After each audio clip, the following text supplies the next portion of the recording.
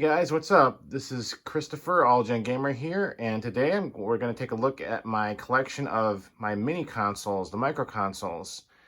And before we go on the video, please be sure to subscribe and hit the notification bell so that you know when I upload new videos here, you'll be notified and you can go see them right away. And anyway, let's get started now here in the video. And we first have the NES Classic, and this was the one that started all these mini consoles craze. This was released back in 2016.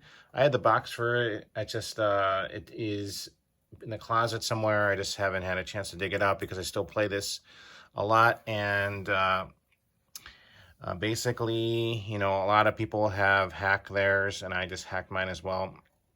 But you can put all the whole NES library onto this mini console, including the Famicom disk system as well, which is nice. So yeah, I like the NES Classic. At least it uses a real size NES controller compared to the Famicom Mini, which was really small. Although the only downside of this, people already said in the past, is that the NES Classic, the cord is really short.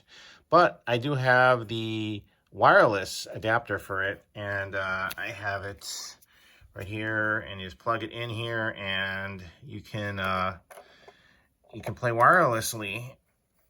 And it's inexpensive to get these wireless controllers, so I have it like that. It looks kind of weird though. I wish I made it a little bit smaller, but it does a job.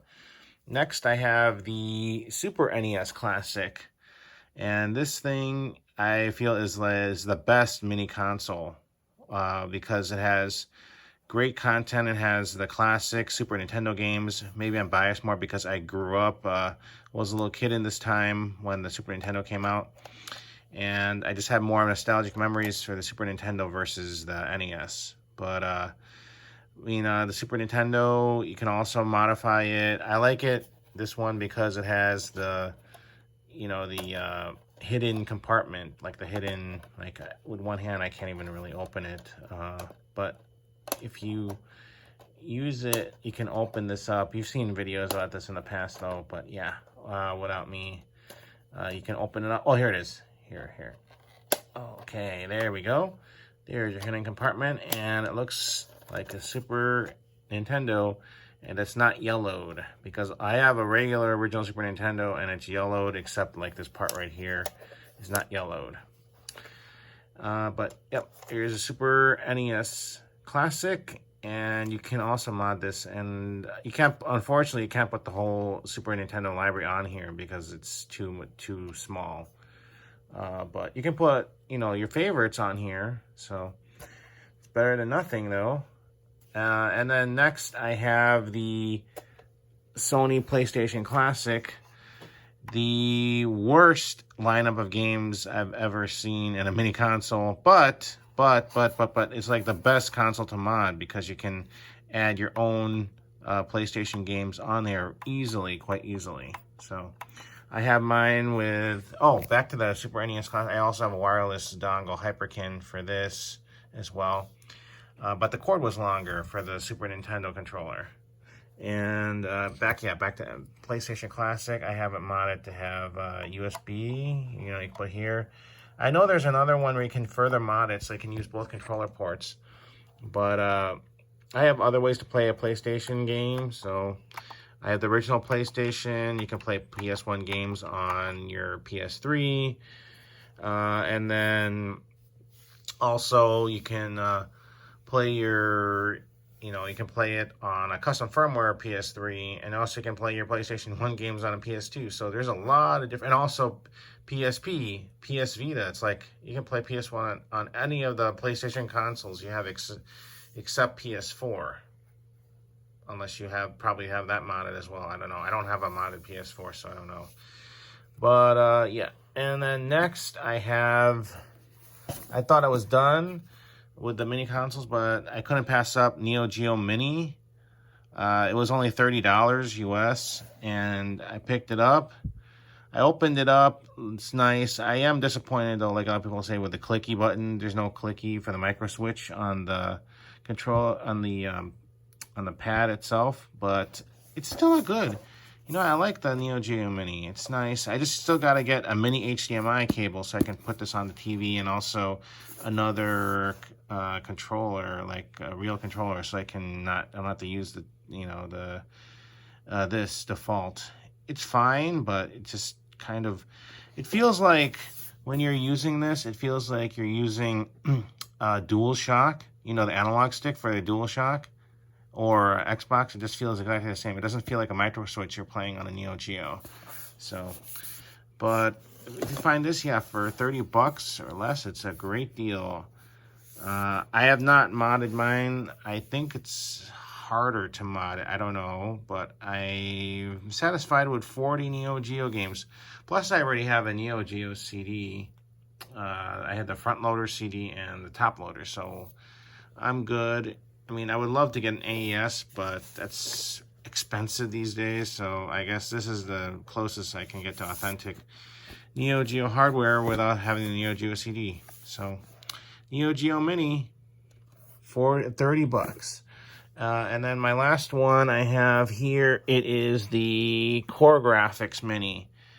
I decided to get this one versus the TurboGrafx Mini and the PC Engine Mini because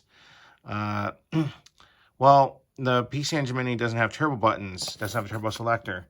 And the TurboGrafx 16 Mini was sold out, so I had no choice. I was thinking of getting it. It's just, I remember a little tiny bit of nostalgia, but not really for the TurboGrafx Mini or TurboGrafx 16 because none of my friends had one. I never had one. I only played it like a few times at a department store, an electronics store, but that's really my memories. I had more memories of the Sega Genesis and Super Nintendo. But this is perfect, it's Core Graphics, because the Core Graphics Mini has a lot of the great games on the TurboGrafx already, and also Super Graphics. Like, for instance, it has Rondo of Blood on there, and that's available originally just on a Super CD-ROM. And then Daimaka, which is Ghouls and Ghosts. That was only available on the Super Graphics. And also, you compare it again. The Sega Genesis has their own version. But where is it here? Okay. Why can't I find it? Oh, here it is. Daimaka, that's Super Graphics game.